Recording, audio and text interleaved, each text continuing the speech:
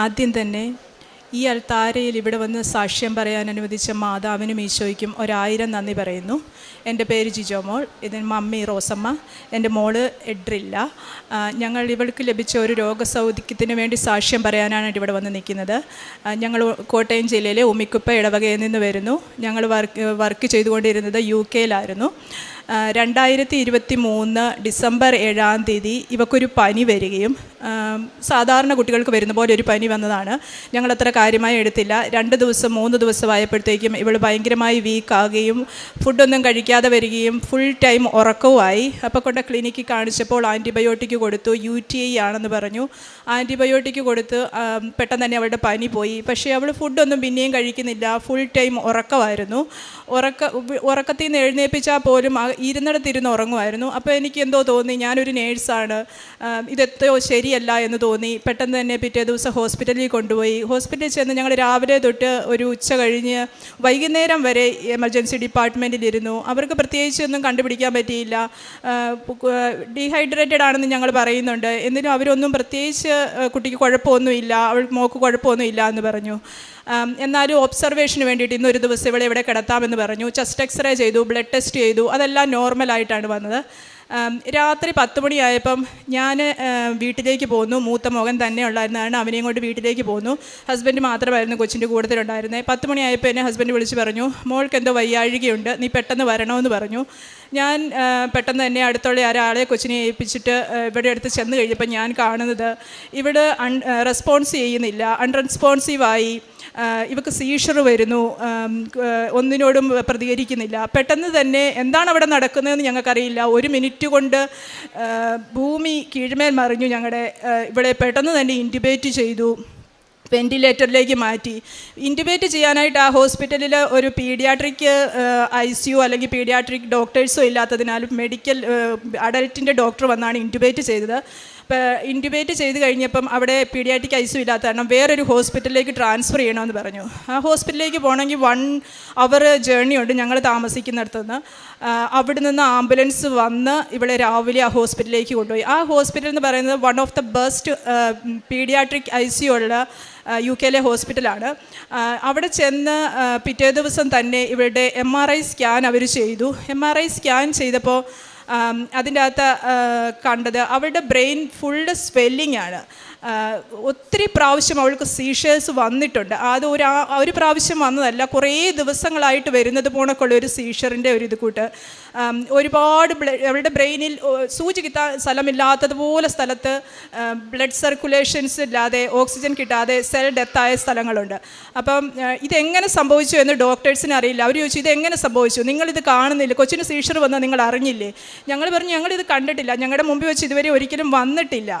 അവർ പെട്ടെന്ന് തന്നെ ഞങ്ങളെ മീറ്റിങ്ങിന് വിളിച്ചു, ഞങ്ങളോട് സംസാരിച്ചു. അപ്പം പ്രൊഗ്നോസിസ് പറയുകയാണ്, ഇവിടെ സർവൈവ് ചെയ്യാനായിട്ട് വളരെ ചാൻസ് കുറവാണ്.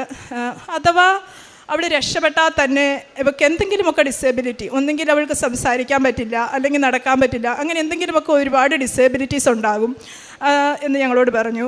ഞങ്ങൾ തളർന്നു പോയി. എന്താണ് സംഭവിക്കുന്നത്? ഇന്നലെ വരെ നടന്നുകൊണ്ടിരുന്ന കൊച്ചാണ് ഇന്ന് ഇങ്ങനെ നടക്കുന്നത്, ഞങ്ങൾക്കൊന്നും മനസ്സിലായില്ല. ആ സമയത്ത് 2 ദിവസം ആ സെയിം സ്റ്റേജിൽ തന്നെ അവൾ പോയി. 3-ാമത്തെ ദിവസമായപ്പോഴത്തേക്കും ഡിസംബർ 13-14 ദിവസങ്ങളിലാണ്. ആ ദിവസം എൻ്റെ നാത്തൂനൊക്കെ വന്നിട്ടുണ്ട്. അവർ കൃപാസന മാതാവിൻ്റെ കാശുരൂപമായിട്ട് വന്നു. അന്ന് രാവിലെ ഡോക്ടർ ഞങ്ങളെ വിളിച്ചിട്ട് പറഞ്ഞു, മോളുടെ പ്യൂപ്പിൾസ് എല്ലാം ഡയലേറ്റഡ് ആയി ആൻഡ് ഫിക്സ്ഡ് ആയി എന്ന് പറഞ്ഞിട്ടുണ്ടെങ്കിൽ മെഡിക്കലിലുള്ളവരൊക്കെ അറിയാം, ഡെത്ത് നമ്മൾ ഡിക്ലെയർ ചെയ്യുന്ന ഒന്നാമത്തെ ഒരു സൈനാണ് പ്യൂപ്പിൾസ് ഡയലേറ്റഡ് ആൻഡ് ഫിക്സ് ആകുക എന്നുള്ളത്.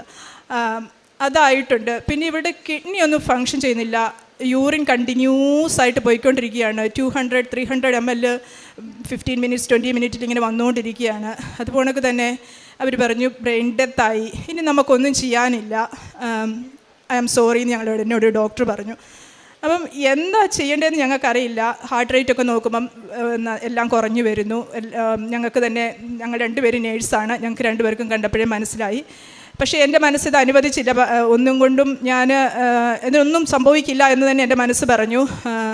ഞങ്ങൾ രണ്ടുപേരും പുറത്തിറങ്ങിയിട്ട് എന്നോട് ഹസ്ബൻഡ് ചോദിച്ചു, നീ ഒരു നേഴ്സല്ലേ, നിനക്ക് ഇത്രയും അവർ പറഞ്ഞിട്ട് മനസ്സിലായില്ലേ, എന്തുകൊണ്ടാണ് നീ ഇത്ര റിലക്റ്റൻ്റായിട്ട് നിൽക്കുന്നത്, നിനക്ക് അവർ പറയുന്നത് അക്സെപ്റ്റ് ചെയ്തുകൂടെ എന്ന് പറഞ്ഞു. നാട്ടിലുള്ള എല്ലാവരെയും അറിയിച്ചു. നാട്ടിലുള്ള വാട്സപ്പ് ഗ്രൂപ്പുകളിലും പല ഗ്രൂപ്പുകളിലും മോളുടെ ഫോട്ടോ വെച്ച് ആദരാഞ്ജലി അർപ്പിച്ചുകൊണ്ടുള്ള ഫോട്ടോ വരെ വന്നു. ആ സമയത്ത് അവിടുത്തെ സിസ്റ്റർമാർ എന്നോട് ചോദിച്ചു, നിനക്ക് മോളുടെ കൂടെ ഒന്നുകൂടെ കിടക്കണോ എന്ന് ചോദിച്ചു. അപ്പോൾ എനിക്ക് മനസ്സിലായി അവർ ലാസ്റ്റായിട്ട് എന്നോട് മോളെ ഒന്ന് കെട്ടിപ്പിടിച്ച് കിടന്നോളാം എന്നാണ് പറയുന്നതെന്ന് എനിക്ക് മനസ്സിലായി. ഞാൻ എൻ്റെ കയ്യിൽ കൃപാസനത്തിൻ്റെ മാതാവിൻ്റെ കാശ് രൂപം എൻ്റെ നാത്തൂൻ എനിക്ക് കൊണ്ടു തന്നിട്ടുണ്ടായിരുന്നു. അത് കൈ പിടിച്ചുകൊണ്ട് മോളുടെ അടുത്ത് പോയി കിടന്ന് കരഞ്ഞിട്ട് ഞാൻ ഒരുപാട് മാതാവിനോട് പ്രാർത്ഥിച്ചു. എനിക്ക് അന്നേരം പ്രാർത്ഥിക്കുന്നതിനേക്കാളും കൂടുതൽ കരയുമായിരുന്നു ഞാൻ ചെയ്തേ. അത് കഴിഞ്ഞിട്ട് ഞാൻ പുറത്തിറങ്ങി വന്നു മനസ്സെന്തോ ഒരു ശകല ശാന്തമായി കുറേ കറച്ച് കഴിഞ്ഞപ്പം പിന്നെ അന്നേരം ഇങ്ങനെ വെറുതായിട്ട് ഫോൺ ഓപ്പൺ ചെയ്തപ്പോഴാണ് കാണുന്നത്, ഫോണിൻ്റെ അകത്ത് എനിക്ക് ആരോ ഒരാൾ ഒരു കൃപാസനത്തിലെ ഒരു സാക്ഷ്യം വിട്ടേക്കുന്നത്. ഞാൻ 2019 ഉടമ്പടി എടുത്തതാണ്. പക്ഷേ അപ്പോൾ എനിക്ക് മനസ്സിലായി ഞാൻ ഉടമ്പടി എടുത്തതാണ്, എന്നിട്ട് ഞാൻ ഉടമ്പടിയിലൊന്നും ഫോളോ ചെയ്തിരുന്നില്ലായിരുന്നു ആ സമയത്ത്. അപ്പോൾ ആരോ എനിക്കൊരു സാക്ഷ്യം വിട്ടിരിക്കുന്നു. അത് ഒരു US-ലുള്ള ഒരു പേരൻസ് അവരുടെ കുട്ടിക്ക് വേണ്ടിയിട്ടുള്ള സാക്ഷ്യമായിരുന്നു. ആ കുഞ്ഞിനെ ഇവിടെ ചെന്നൈയിൽ കൊണ്ടുവന്ന് ട്രീറ്റ് ചെയ്യുന്നത്, ഹാർട്ട് സർജറി കഴിഞ്ഞ ഒരു ഇതായിരുന്നു. അപ്പോൾ അത് കേട്ടപ്പോൾ എനിക്ക് തോന്നി, ദൈവമേ എന്തുകൊണ്ട് എനിക്ക് ഇങ്ങനെ ഇവിടെ വന്നൊന്ന് സാക്ഷ്യം പറയാനൊരു അവസരം സാധിക്കില്ല, ഞാനും വന്ന് ഇവിടെ വന്നൊന്ന് സാക്ഷ്യം പറയും. മാതാവേ എൻ്റെ കുഞ്ഞിനെ നീ സുഖപ്പെടുത്തണമേ എന്ന് പ്രാർത്ഥിച്ചു. അപ്പം ഞാൻ മമ്മിയെ വിളിച്ചു. അപ്പം തന്നെ മമ്മിയെ വിളിച്ചിട്ട് മമ്മിയോട് പറഞ്ഞു, മമ്മി കൃപാസനത്തിൽ മമ്മി ഇപ്പം തന്നെ വേണം, ഞാൻ രാത്രിയിലാണ് വിളിക്കുന്നത്, മമ്മി ഇപ്പം പറ്റുമോ എന്ന് ചോദിച്ചു. മമ്മി പറഞ്ഞു രാവിലെ പോകാമെന്ന് പറഞ്ഞു. മമ്മിയും ഡാഡിയും കൂടെ രാവിലെ ഇവിടെ വന്നപ്പം അച്ഛനെ കാണാനായിട്ടാണ് വരുവന്ന്. അവർ അച്ഛനെ കണ്ടിട്ട് അപ്പം മോളുടെ ഫോട്ടോ വേണമെന്ന് പറഞ്ഞു. ഞങ്ങൾക്ക് ഫോട്ടോ ഒന്നും എടുക്കാൻ പറ്റുന്ന ഒരു അവസരമായിരുന്നില്ല. പക്ഷേ ആരോ ഒരാൾ ഞങ്ങൾക്ക് ഒത്തിരി പേരുണ്ടായിരുന്നു, അവർ സഹായിക്കുന്ന ആരോ മമ്മിക്ക് ഫോട്ടോ അയച്ചു കൊടുത്തു. ആ ഫോട്ടോ ഇവിടെ കൊണ്ടുവന്ന് പ്രിൻ്റ് എടുത്ത് മാതാവിനെ കൊണ്ട് കാണിച്ചു. ആദ്യം അച്ഛൻ ഒന്നുകൊണ്ട് മാതാവിൻ്റെ അടുത്ത് കൊണ്ടുപോയി. പിന്നെ രണ്ടാമത് തിരിച്ചു വന്നിട്ട് പിന്നെയും മാതാവിൻ്റെ അടുത്ത് മമ്മിയുടെ നിന്ന് ആ ഫോട്ടോ വാങ്ങിച്ചു കൊണ്ടുപോയി. അത് കഴിഞ്ഞ് ആ സെയിം സമയത്താണ് UK-ൽ ഞങ്ങൾ സാധാരണ ഇങ്ങനെയൊരു സിറ്റുവേഷൻ വന്നു കഴിഞ്ഞിട്ടുണ്ടെങ്കിൽ അവർ വെൻറ്റിലേറ്ററിൽ നിന്ന് മാറ്റുക എന്നുള്ളൊരു ഓപ്ഷനാണ് തരുന്നത്. പക്ഷേ ഞങ്ങൾ തീരുമാനിച്ചിരുന്നു കുഞ്ഞിനെ ഞങ്ങൾ വെൻറ്റിലേറ്ററിൽ നിന്ന് മാറ്റില്ല എന്നൊരു പറഞ്ഞിരുന്നു. എന്നിട്ട് ഞങ്ങളുടെ അടുത്ത് വന്നിട്ട് പറഞ്ഞു, എന്നാൽ ഒരു കാര്യം ചെയ്യാം, നമുക്ക് ഒന്നുകൂടി ഒരു CT സ്കാൻ ചെയ്യാമെന്ന് പറഞ്ഞു. ആ CT സ്കാൻ ചെയ്യാമെന്ന് പറഞ്ഞു.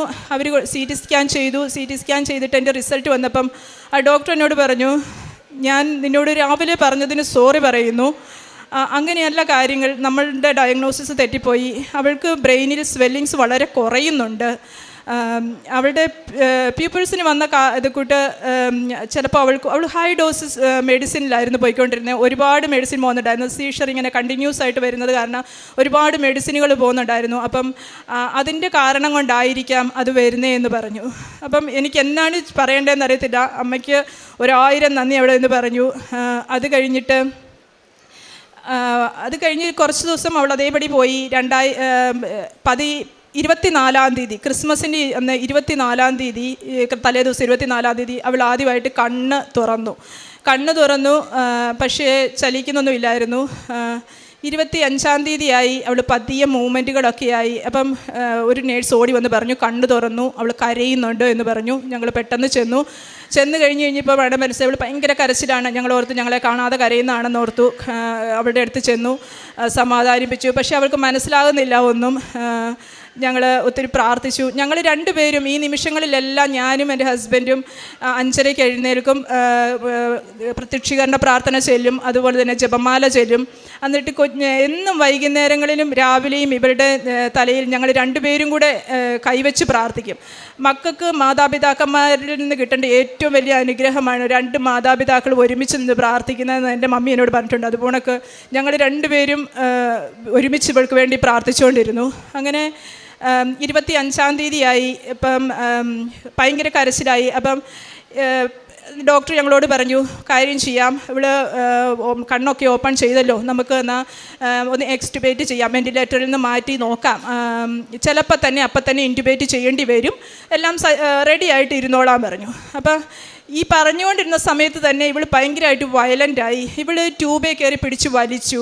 എന്നിട്ട് തന്നെ ആ സമയത്ത് തന്നെ അവൾ ഛർദ്ദിച്ചു. അപ്പോൾ എനിക്ക് തോന്നി ഇവൾ ആസ്പിറേറ്റ് ചെയ്യും, ഇത് അതിനേക്കാളും വലിയ കോംപ്ലിക്കേഷനിലേക്ക് പോവുകയാണ്. എൻ്റെ കയ്യും കാലും തളർന്നു, എനിക്ക് തല കറങ്ങുന്ന പോലെ തോന്നി. ഞാൻ അവിടെ വീഴുമെന്ന് തോന്നിയ സമയത്ത് ഞാൻ പുറത്തേക്ക് ഇറങ്ങിപ്പോയി. ഹസ്ബൻഡ് മാത്രമേ ഉണ്ടായിരുന്നുള്ളൂ കൊച്ചിൻ്റെ അടുത്ത്. ഞാൻ പുറത്തിറങ്ങി വന്ന് എൻ്റെ മാതാവെ ഞാൻ എന്നെ ഇനി ചെയ്യുന്നേ എന്നോർത്ത് മൊബൈലെടുത്ത് ഒരു ലൈറ്റ് ക്യാൻഡിൽ പ്രയർ ഇടാം, റിക്വസ്റ്റ് ഇടാം എന്നോർത്തുകൊണ്ട് ഓപ്പൺ ചെയ്തപ്പോഴാണ് ഞാൻ ആദ്യമായിട്ട് കാണുന്നത് ഓൺലൈൻ ഉടമ്പടിയെക്കുറിച്ച് അറിഞ്ഞത്. അപ്പം ഞാൻ അന്നേരമാണ് എല്ലാവരും ഓൺലൈൻ ഉടമ്പടി പറയുന്നുണ്ടെങ്കിലും ഞാൻ ഓർത്തത് ലൈറ്റ് ക്യാൻഡിൽ പ്രയറിനെ കുറിച്ചാണ് പറയുന്നതെന്നാണ് ഓർത്തിരുന്നത്. അന്ന് ഞാൻ ഓൺലൈൻ ഉടമ്പടി എടുത്തു. ഞാൻ ഓൺലൈൻ ഉടമ്പടി ആ ഇരുന്ന ഇരിപ്പിൽ അവിടെ എടുത്തിട്ട് കുറച്ച് നേരമായി, 10-25 മിനിറ്റായി ഞാൻ ഇറങ്ങിപ്പോന്നിട്ട്. ആരെയും കാണുന്നില്ല. എന്താണ് അവിടെ സംഭവിച്ചത്? എന്തോ അകത്ത് സംഭവിച്ചിട്ടുണ്ട്, അല്ലെങ്കിൽ ഹസ്ബൻഡ് നേരത്തെ ഇറങ്ങി വരേണ്ടതാണ്, എന്താണ് വരാത്തത് എന്നോർത്ത് ഞാൻ പിന്നെ അകത്ത് കയറി ചെന്നു. അകത്ത് കയറി ഞാൻ ചെന്നപ്പോൾ ഞാൻ കണ്ട കാഴ്ച, അവളെ എക്സ്റ്റുബേറ്റ് ചെയ്ത് ട്യൂബിൽ നിന്നെല്ലാം മാറ്റി അവൾ ഫ്രീ ആയിട്ട് ഒരു ബൈപ്പാപ്പ് ഒരു മെഷീനിൽ അവൾ കിടക്കുന്നതാണ് ഞാൻ കാണുന്നത്. അപ്പം മാതാവ്, ഞാൻ ഉടമ്പടി എടുത്ത അപ്പം തന്നെ മാതാവ് അവിടെ പ്രവർത്തിച്ചു തുടങ്ങിയെന്ന് എനിക്ക് മനസ്സിലായി. പെട്ടെന്ന് തന്നെ പിറ്റേ ദിവസം അവളെ HUDയിലേക്ക് മാറ്റി. അവിടെ വെച്ച് ഇവിടെ വർത്തമാനം പറയാനൊന്നും സംസാരിക്കുന്നില്ലായിരുന്നു. അപ്പം സംസാരിച്ച് തുടങ്ങിയാലാണ് നമുക്ക് എന്തെങ്കിലുമൊക്കെ ഒരു പ്രതീക്ഷയുള്ളത്. എന്തൊക്കെ ഡിസേബിലിറ്റീസ് അല്ലെങ്കിൽ എന്തൊക്കെ പ്രശ്നങ്ങളുണ്ടോ എന്ന് മനസ്സിലാക്കാൻ പറ്റുള്ളൂ. അപ്പം ഒന്നും സംസാരിക്കുന്നില്ല. അവിടെ ഞങ്ങൾ രണ്ടുപേരും, ഞാൻ അന്നത്തെ ദിവസം 26-ാം തീയതി രാവിലെ പ്രത്യക്ഷീകരണ പ്രാർത്ഥന ചൊല്ലിക്കൊണ്ടിരുന്ന സമയത്ത് ഹസ്ബൻഡ് എന്നെ വിളിച്ചിട്ട് പറഞ്ഞു, മോള് സ്റ്റോപ്പ് എന്ന് പറഞ്ഞിട്ടുണ്ടെടി എന്ന് പറഞ്ഞു. അപ്പോൾ എനിക്ക് മനസ്സിലായി മോള് സംസാരിക്കാൻ തുടങ്ങി. അന്ന് തന്നെ ഇവളെ വാർഡിലേക്ക് ഷിഫ്റ്റ് ചെയ്തു. വാർഡിൽ വരുമ്പോൾ അവൾക്ക് എഴുന്നേറ്റിരിക്കാനൊന്നും പറ്റില്ല, അവൾ കിടക്ക് തന്നെയാണ്. 4 ഫിസിയോതെറാപ്പിക്കാർ വന്നിട്ട് ഒരുമിച്ചിരുത്തിയാണ് ഇവളെ പിടിച്ചേൽപ്പിച്ചിരുത്തുന്നത്. 2 പേര് അപ്പുറത്തും ഇപ്പുറത്തും നടുവിലും കാലിലും പിടിച്ചിട്ട് എഴുന്നേൽപ്പിച്ചിരുത്തുക ചെയ്തത്. ആദ്യത്തെ ദിവസം അങ്ങനെ ചെയ്തു. 2ാമത്തെ ദിവസം അവർ 2 സ്റ്റെപ്പ് നടത്തിച്ചു. 3ാമത്തെ ഇപ്പം ഞാൻ പറഞ്ഞു, മാതാവേ എൻ്റെ കുഞ്ഞിനെ കള്ളമാനികളെ പോലെ തുള്ളിച്ചാടാനുള്ള കഴിവ് കൊടുക്കണമേ എന്ന് പറഞ്ഞ് കൃപാസനത്തിൻ്റെ ഈ തൈലം തേച്ച് അവിടെ 2 കാലിലും ഞാൻ തൈലം തേച്ച് പ്രാർത്ഥിച്ചു. ഇവിടുന്ന് കിട്ടിയ തൈലം എൻ്റെ കയ്യിലുണ്ടായിരുന്നു, അത് തേച്ച് ഞാൻ പ്രാർത്ഥിച്ചു. 3ാമത്തെ ദിവസം ആയപ്പോഴത്തേക്കും ഇവൾക്ക് വേണ്ടി വീൽ ചെയറൊക്കെ കൊണ്ടുവച്ചിട്ടുണ്ടായിരുന്നു. ഇവിടെ ഉടനെയൊന്നും നടക്കില്ല എന്നുള്ള വിശ്വാസം അവർക്കുണ്ടായിരുന്നു. കാരണം അവർ വീൽ ചെയറൊക്കെ കൊണ്ടുവച്ചു. പക്ഷേ അവൾ പെട്ടെന്ന് തന്നെ 3ാമത്തെ ദിവസമായപ്പോൾ തന്നെ ആരുടെയും സപ്പോർട്ടില്ലാതെ അവൾ നടക്കാൻ തുടങ്ങി. പെട്ടെന്ന് തന്നെ അവൾ റിക്കവറായി. പക്ഷേ ഓരോ ദിവസവും ഡോക്ടേഴ്സ് വരുമ്പോൾ ഡോക്ടേഴ്സ് ചോദിക്കും, നീ എന്താണ് ഇന്ന് കൊണ്ടുവന്നിരിക്കുന്നത്, എന്ത് അത്ഭുതമാണ് ഇന്ന് കാണാനുള്ളത്? അവർക്ക് വിശ്വസിക്കാൻ പറ്റുന്നില്ല. കാരണം ഇതെന്താണ് സംഭവിക്കുന്നത്? ഇതുവരെ അവരുടെ ഡയഗ്നോസിസ് എന്താണെന്ന് കണ്ടുപിടിച്ചിട്ടില്ല. കാരണം അവർക്ക് ലംബർ പഞ്ചർ ചെയ്താലേ മെനിഞ്ചൈറ്റിസോ അങ്ങനെ എന്തെങ്കിലും ആണോ എന്നറിയാൻ പറ്റുള്ളൂ. മെനിഞ്ചൈറ്റിസ് ആണ് എന്നുള്ള വിശ്വാസത്തിലാണ് അവർ ട്രീറ്റ് ചെയ്തുകൊണ്ടിരിക്കുന്നത്. പക്ഷേ അതാണോ ഇല്ലെന്ന് കൺഫേമും അല്ല. ഓരോ ദിവസവും ഇവൾക്ക് മെഡിസിനുകൾ കുറച്ച് കൊണ്ടുവന്നു. നന്നായിട്ട് ഇമ്പ്രൂവ് ചെയ്തു. ജനുവരി 19-ാം തീയതി ആയപ്പോഴത്തേക്കും ഞങ്ങൾക്ക് ഡിസ്ചാർജ് തരാമെന്ന് പറഞ്ഞു. ഡിസ്ചാർജിൻ്റെ സമയത്ത് പറഞ്ഞു, ഒന്നും കൂടെ ഞങ്ങൾക്കൊരു MRIയും ഒരു ലംബർ പഞ്ചറും ചെയ്യണമെന്ന് പറഞ്ഞു. MRI ചെയ്തു. ലംബർ പഞ്ചർ നടുവിൽ നിന്ന് ഫ്ലൂയിഡ് കുത്തിയെടുക്കുന്നതാണ്, അങ്ങനെ സ്പൈനൽ കോഡിൽ നിന്ന് അത് കുത്തിയെടുത്ത് ഞങ്ങൾക്ക് ഡിസ്ചാർജ് വന്നു. ഞങ്ങൾ വീട്ടിൽ വന്നു. അപ്പോഴാണ് അതിൻ്റെ റിസൾട്ട് വന്നത്. അതൊരു ഇടുത്തി പോണക്കൊരു റിസൾട്ടായിരുന്നു. 1 മില്യണിൽ 2-3 പേർക്ക് സംഭവിക്കാവുന്ന ഒരു അപൂർവ ഡിസീസാണ്, ഒരു ഓട്ടോ ഇമ്മ്യൂൺ ഡിസീസായ മോഗ് ആൻറ്റിബോഡി പോസിറ്റീവ് എന്ന ഒരു ഡിസീസാണ് എന്ന് പറഞ്ഞു.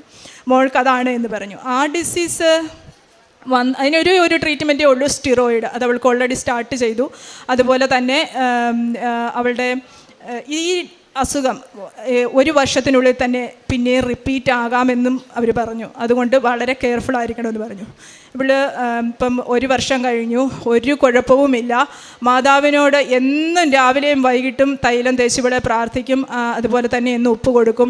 ഒരു ദിവസം കിട്ടിയില്ലെങ്കിൽ അവൾ ഓടി വരും, മാതാവിനെ തൈലവും ഉപ്പും തരാമെന്ന് പറഞ്ഞ് വരും.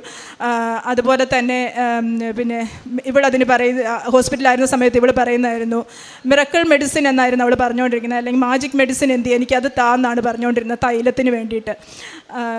ഇപ്പോൾ ഇവൾക്ക് ഒരു കുഴപ്പമില്ല. ഇവിടെ ചെറിയ ടാബ്ലറ്റുകളൊക്കെ ഉണ്ട്, അതേ ഉള്ളൂ. ഇപ്പോൾ ഒരു കുഴപ്പവുമില്ലാതെ സുഖമായിട്ടിരിക്കുന്നു. ആ സമയത്ത് അവളുടെ ഹോസ്പിറ്റലിലായിരുന്ന സമയത്ത് അവൾ സംസാരിക്കാൻ ബുദ്ധിമുട്ടുണ്ടായിരുന്നു. അവളുടെ ഇൻ്റലിജൻസ്, അവളുടെ IQ വളരെ കുറവായിരുന്നു. 6 വയസ്സുണ്ടായിരുന്നു അവൾക്ക്. പക്ഷേ ആ പ്രായത്തിലുള്ള പിള്ളേരുടെ IQ അല്ലായിരുന്നു അവൾക്ക് ആ സമയത്തുണ്ടായിരുന്നു. അതിനേക്കാളും വളരെ കുറവായിരുന്നു. അതൊക്കെ മാറി അവളിപ്പം നന്നായിട്ട് പ്രോഗ്രസ് ബ്ലെസ് ചെയ്തു, നന്നായിട്ട് എല്ലാം ചെയ്യുന്നുണ്ട്. ഇത്രയും വലിയ അനുഗ്രഹം തന്ന മാതാവിനും ഈശോയ്ക്കും 1000 നന്ദി പറയുന്നു. അതുപോലെ തന്നെ എനിക്ക് വേറൊരു രണ്ടാമത്തെ സാക്ഷ്യം എന്ന് പറയുന്നത്, ഈ സമയത്ത് തന്നെയാണ് ഞങ്ങൾ ഓസ്ട്രേലിയക്ക് പോകാനായിട്ടുള്ള സംഭവങ്ങളെല്ലാം ചെയ്തിരുന്നു. പക്ഷേ ഞങ്ങൾക്കൊരു തീരുമാനം എടുക്കാൻ പറ്റുന്നില്ലായിരുന്നു. UK-യിലാണെങ്കിൽ ട്രീറ്റ്മെൻറ്റ് എല്ലാം ഫ്രീ ആണ്, ഇവിടെ അറിയുന്ന ഡോക്ടേഴ്സാണ്. ഇനി എന്താണ് മുമ്പോട്ട്, ഞങ്ങൾ ഇനി ഓസ്ട്രേലിയക്ക് പോയിട്ടുണ്ടെങ്കിൽ അവിടെ ചെന്ന് കഴിഞ്ഞാൽ എന്താണ് സംഭവിക്കുന്നതെന്ന് അറിയത്തില്ല. അതുകൊണ്ട് ഞങ്ങൾക്കൊരു തീരുമാനം എടുക്കാൻ പറ്റുന്നില്ലായിരുന്നു. മാതാവിനോട് പ്രാർത്ഥിച്ചു, മാതാവേ ഈ മെയ് മാസം 2024 മെയ് മാസം തന്നെ എനിക്കൊരു ഒന്ന് പറഞ്ഞു തരണം, എന്താണ് ഒരു തീരുമാനം എടുക്കാൻ പറ്റണമെന്ന് പറഞ്ഞ് പ്രാർത്ഥിച്ച് ഞാൻ മാതാവിനോട് പ്രത്യക്ഷീകരണ പ്രാർത്ഥന ദിവസവും ചൊല്ലി പ്രാർത്ഥിക്കാൻ തുടങ്ങി. അത് 9 പ്രാവശ്യം ദിവസം ചെല്ലും, അല്ലെങ്കിൽ 18 പ്രാവശ്യം ദിവസം ചൊല്ലി പ്രാർത്ഥിക്കാൻ തുടങ്ങി. മാതാവ് ആ മാസം തന്നെ എനിക്കൊരു ഇൻ്റർവ്യൂ തരികയും എനിക്ക് PR തന്ന് അനുഗ്രഹിക്കുകയും ഞങ്ങൾ ഈ നെക്സ്റ്റ് മാർച്ച് 23 UK-യിലേക്ക് പോവുകയും ഓസ്ട്രേലിയയിലേക്ക് പോവുകയും ചെയ്യുകയാണ്. ഇത്രയും വലിയ അനുഗ്രഹം തന്ന മാതാവിനും ഉണ്ണീശോയ്ക്കും 1000 നന്ദി പറയുന്നു. അതുപോലെ തന്നെ ഞാൻ വിട്ടുപോയ ഒരു കാര്യമുണ്ട്. ഞാൻ 2019 ഉടമ്പടി എടുത്ത സമയത്ത് എൻ്റെ ഹസ്ബൻഡിന് കോവിഡ് ഭയങ്കര കൂടുതലായി, ക്രിറ്റിക്കലായി. ഹോസ്പിറ്റലൊന്നും കിട്ടാതിരുന്ന സമയത്താണ്, അഡ്മിഷനൊന്നും കിട്ടാതിരുന്ന സമയത്താണ്. ഒരു ദിവസം വീട്ടിൽ ഓക്സിജനൊക്കെ കിടത്തേണ്ടി വന്നു. ഭയങ്കര സീരിയസ് ആയിരുന്നു. ആ സമയത്ത് ഞാൻ ഇവിടെ വിളിച്ചു, അച്ഛനെ വിളിച്ചു. ആർക്കും ഫോൺ കിട്ടുന്നതല്ല, പക്ഷേ എന്തോ എനിക്ക് അച്ഛനെ അന്ന് ഫോണിൽ കിട്ടി. അച്ഛൻ എന്നോട് പറഞ്ഞു, ഒന്നുകൊണ്ടും നീ പേടിക്കണ്ട, മാതാവും അവിടെയുണ്ട് എന്ന് പറഞ്ഞു. അതുപോണക്ക് തന്നെ ഹസ്ബൻഡ് വളരെ പെട്ടെന്ന് തന്നെ റിക്കവറി ചെയ്തു. അതുപോലെ തന്നെ ഇവള് വയ്യാണ്ടിരുന്ന സമയത്തും ഞാൻ ഒരുപാട് സമയത്ത് 2-3 പ്രാവശ്യം അച്ഛനെ സ്വപ്നം കണ്ടിട്ടുണ്ട്. അച്ഛൻ എന്നോട് വന്ന് പറയുന്നതാണ് ഞാൻ കണ്ടത്, നീ ഉറങ്ങാതെ ഉണർന്നിരുന്നു പ്രാർത്ഥിക്കുക എന്ന് എന്നോട് 2-3 പ്രാവശ്യം പറഞ്ഞു. അതുപോലൊക്കെ തന്നെ ഞാൻ ആ സമയത്ത് തന്നെ എഴുന്നേറ്റ് പ്രാർത്ഥിക്കുകയും ചെയ്ത്, അങ്ങനെ ഓരോ ദിവസങ്ങളിലും വളരെ പെട്ടെന്നാണ് ഇവിടെ ഇമ്പ്രൂവ് ചെയ്ത്. 1000 നന്ദി ഞാൻ മാതാവിന് അർപ്പിക്കുന്നു. ഇതാണ് ഞങ്ങൾ മോള് ഹോസ്പിറ്റലിൽ കിടന്നപ്പോഴത്തെ ഫോട്ടോ. കാണാം, വെൻറ്റിലേറ്ററിലാണ്, ഫുൾ ട്യൂബ്സൊക്കെ ആയിട്ടാണ് കിടക്കുന്നത്. അവളുടെ ഡിസീസ് മോഗ് ആൻറ്റിബോഡി എന്നാണ് പറയുന്നതിന്. അതൊരു ഓട്ടോ ഇമ്മ്യൂൺ ഡിസീസാണ്. അത് വരുന്നത്, അതിന് ആദ്യത്തെ സൈൻ ആൻഡ് സിംറ്റം എന്ന് പറഞ്ഞാൽ ഒന്നിൽ കണ്ണിലാണ് വരുന്നത്, അല്ലെങ്കിൽ സ്പൈനൽ കോഡിലാണ് അഫക്റ്റ് ചെയ്യുന്നത്. ഒപ്റ്റിക് നെർവിനെ അല്ലെങ്കിൽ സ്പൈനൽ നെർവിനെയാണ് വരുന്നത്. അപ്പോൾ ഒപ്റ്റിക് നെർവിൽ വരുവാണെങ്കിൽ കണ്ണിന് കാഴ്ച പോകും, അല്ലെങ്കിൽ സ്പൈനൽ കോഡിനാണെങ്കിൽ അതിൽ ബ്ലാഡറിൻ്റെ ഇതൊക്കെ പോകും. അതുകൊണ്ട് അതാണ് അതിന് വരുന്നത്. അത് പെട്ടെന്ന് തന്നെ ബ്രെയിനെ അഫക്റ്റ് ചെയ്യുന്ന ഒരു ഇതാണ്. ബ്രെയിൻ ഫുൾ ഡാമേജ് ആകുന്ന ഒരു ഡിസീസാണ് അത്. അതിൽ നിന്നെല്ലാമാണ് മാതാവ് അവളെ ഇത്രയും കാര്യമായിട്ട് സംരക്ഷിച്ച് ഇവിടെ കൊണ്ടുവന്ന് എത്തിച്ചത്. ഞാൻ ഇന്നാണ് ഉടമ്പടി എൻ്റെ 2019 എടുത്തതിന് ശേഷം ഇന്നാണ് ആദ്യമായിട്ട് പുതുക്കിയത്. ഇതിൻ്റെ ഇടയ്ക്ക് എനിക്ക് പുതുക്കാൻ പറ്റിയില്ലായിരുന്നു. ഞാൻ ഇന്നാണ് ആദ്യമായിട്ട് പുതുക്കിയത്. അതുപോലെ തന്നെ ഞങ്ങളുടെ പ്രാർത്ഥനാ ജീവിതത്തിൽ ഞങ്ങൾ UK ചെന്ന് കഴിഞ്ഞപ്പം എല്ലാവർക്കും സംഭവിക്കുന്നത് പോണക്ക് തന്നെ ഒരു പ്രാർത്ഥനയിൽ നിന്നെല്ലാം വിട്ടുമാറി നിന്ന ഒരു സമയമായിരുന്നു ഞങ്ങളുടേത്. അതിൽ നിന്നെല്ലാം തിരിച്ചു കൊണ്ടുവരാനായിട്ട് മാതാവ് ഞങ്ങളെ വഴിയൊരുക്കിയതാണെന്നാണ് ഞാൻ വിശ്വസിക്കുന്നത്. എന്നും കുടുംബ പ്രാർത്ഥന ഞങ്ങൾക്കിപ്പോൾ കറക്റ്റായിട്ട് ചെയ്യാൻ പറ്റുന്നുണ്ട്. രാവിലെ 5:30 ആകുമ്പോൾ ഞാൻ ഹസ്ബൻഡ് വേക്കും, ഞങ്ങൾ 2 പേരും പ്രത്യക്ഷീകരണ പ്രാർത്ഥന ചൊല്ലും. ഞാൻ 2 പേരുടെ ജപമാല ചൊല്ലി പ്രാർത്ഥിക്കും. അതുപോലെ തന്നെ എല്ലാ ഞായറാഴ്ചകളിലും കുർബാന മുടക്കാതെ ഞങ്ങൾ പോകും. എനിക്ക് ഇട ദിവസങ്ങളിൽ പോകാൻ പറ്റാത്തത് കാരണം എല്ലാ ഞായറാഴ്ച ദിവസങ്ങളിലും ഞങ്ങൾക്ക് പോകാൻ പറ്റും. കുമ്പസാരങ്ങൾ കറക്റ്റായിട്ട് ചെയ്യാൻ പറ്റുന്നുണ്ട്. കാരുണ്യ പ്രവൃത്തികളായിട്ട് ഞങ്ങൾക്ക് അവിടെ കൂടുതൽ പ്രവർത്തനങ്ങളൊന്നും ചെയ്യാൻ പറ്റാത്തതാണ്. നാട്ടിലാണ് ചെയ്യുന്നത്. ഒരുപാട് പേരെ ഞങ്ങൾ സഹായിക്കാറുണ്ട്. ഒരുപാട് ആൾക്കാരെ സഹായിക്കാറുണ്ട്. അത് ഇവിടെ ഉടമ്പടി എടുത്തതിൻ്റെ ഭാഗമായിട്ടല്ല, അതിന് മുമ്പ് തൊട്ടേ ഞങ്ങൾ ഒരുപാട് ആൾക്കാരെ സഹായിച്ചിട്ടുണ്ട്. ഈ അൾത്താരിയിൽ വന്ന് അമ്മ മാതാവിനോടും ദൈവമാനോടും അടുത്ത് സാക്ഷ്യം പറയുവാൻ സാധിച്ചതിൽ എനിക്ക് ഒത്തിരി നന്ദിയുണ്ട്. ഞാൻ 2018 ഉടമ്പടി എടുത്തത്. അത് എൻ്റെ മോൾക്ക് വേണ്ടിയാണ് എടുത്തത്. അത് അവളുടെ IELTS വേണ്ടിയിട്ടാണ്. അത് സാധിച്ചു തരികയും അവൾ ഓസ്ട്രേലിയയിലേക്ക് പോവുകയും ചെയ്തു. പിന്നെ ഞങ്ങൾ ഒത്തിരി പ്രാർത്ഥനയോടുകൂടിയാണ് ഇപ്പോഴിരിക്കുന്നത്. ഞങ്ങളുടെ ഈ 2 ഇൻസിഡൻറ്റ് ഞങ്ങൾക്ക് വളരെ വിഷമമായി. ഞങ്ങളുടെ കുടുംബത്തിന്, എൻ്റെ മോനും എൻ്റെ കൊച്ചുമോൾക്കും വന്ന സംഭവം. പക്ഷേ ഞങ്ങൾ ഒത്തിരി പ്രാർത്ഥനയോടുകൂടി ഞങ്ങളുടെ നാട് നടുങ്ങി അതുപോലെ പ്രാർത്ഥിച്ചതിൻ്റെ ഫലം ദൈവമാതാവ് ഉണ്ണീശോയും ഞങ്ങൾക്ക് കാണിച്ചു തന്നു. അതുപോലെ ഞങ്ങൾ ഒത്തിരി പാവങ്ങൾക്ക് വേണ്ടി ഞങ്ങൾ ഒത്തിരി സഹായം ചെയ്യുന്നുണ്ട്. ഞങ്ങൾ പറ്റുന്നത് പോലെ ഞങ്ങളുടെ കാരുണ്യ പ്രവൃത്തി ഇതുപോലെ വന്ന് മാസം തോറും ഞാനിവിടെ ഉടമ്പടി പുതുക്കുന്നുണ്ട്. ഇപ്പോൾ 4 ഉടമ്പടി പുതുക്കിക്കൊണ്ടിരിക്കുകയാണ്. അങ്ങനെ പുതുക്കിക്കൊണ്ടിരിക്കുന്ന സമയത്താണ് മോഡി കാര്യം പറഞ്ഞ് ഞാനാണ് വന്ന് ഈ ഇത് കാണിച്ച് അച്ഛനെ കണ്ട് എല്ലാം അച്ഛൻ പ്രാർത്ഥിച്ച് ഒത്തിരി സാധിച്ചെന്നും ദൈവമാതാവിനും ഉണ്ണീശോയ്ക്കും ഒത്തിരി നന്ദി പറഞ്ഞുകൊണ്ട് ഞാൻ നിർത്തുന്നു. ഞങ്ങൾക്ക് ഈ കുഞ്ഞിനെ വീണ്ടെടുത്ത് മാതാവും ദൈവകുമാരനും ഞങ്ങൾക്ക് ഈ മോളെ തിരിച്ചു തന്നതിന് ഒത്തിരി നന്ദിയോടുകൂടി ഞങ്ങൾ ഓർക്കുന്നു. ദൈവത്തിന് സ്തുതി, നന്ദി. പുറപ്പാട് 34:10 ഇതാ ഞാനൊരു ഉടമ്പടി ചെയ്യുന്നു, ലോകത്തൊരിടത്തും ഒരു ജനതയുടെ ഇടയിലും നടന്നിട്ടില്ലാത്ത തരം അത്ഭുതങ്ങൾ